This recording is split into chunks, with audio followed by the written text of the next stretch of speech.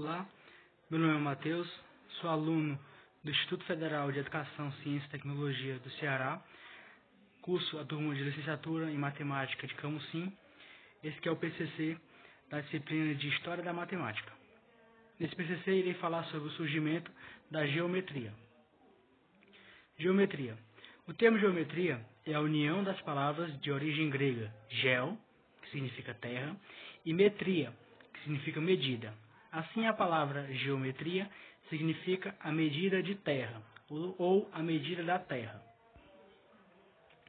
Os registros mais antigos dos estudos geométricos são atribuídos aos povos primitivos que descobriram os triângulos absolutos no antigo Vale do Indo, que foi uma civilização da Idade do Bronze, e a antiga Babilônia.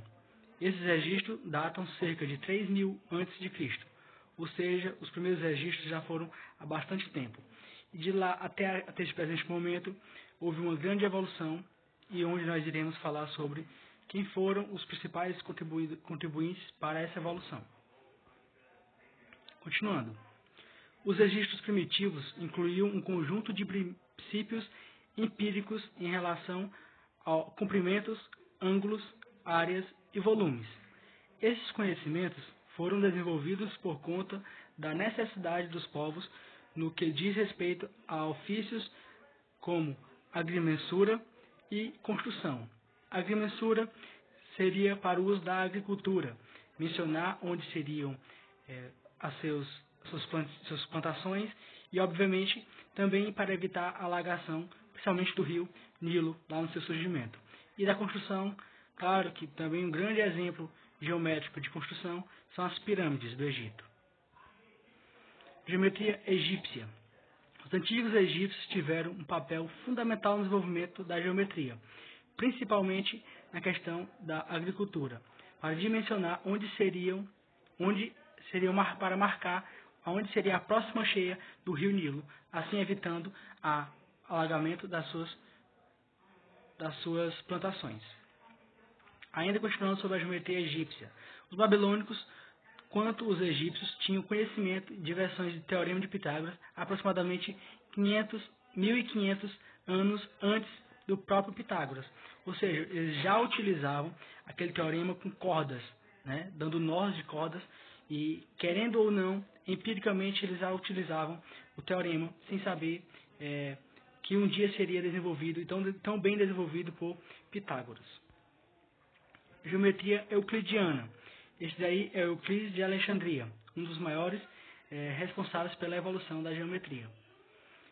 No século III a.C., entretanto, a geometria começou a ser colocada em forma de axiomas pelo matemático grego Euclides de Alexandria.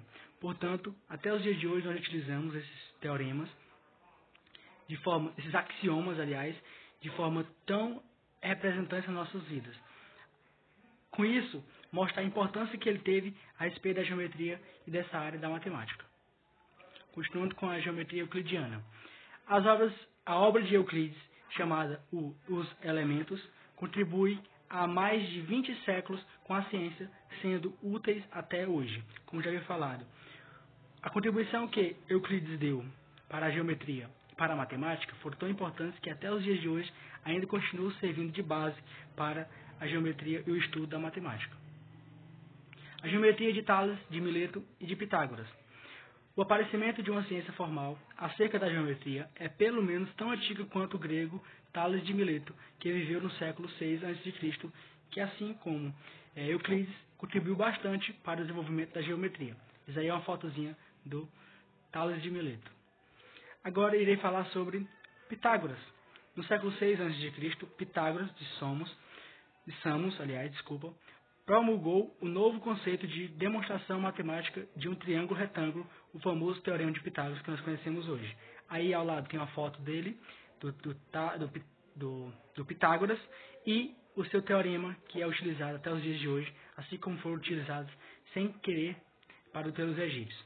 Então, com isso, finalizo a questão da geometria na história da matemática. E estas são as referências que eu utilizei para a pesquisa.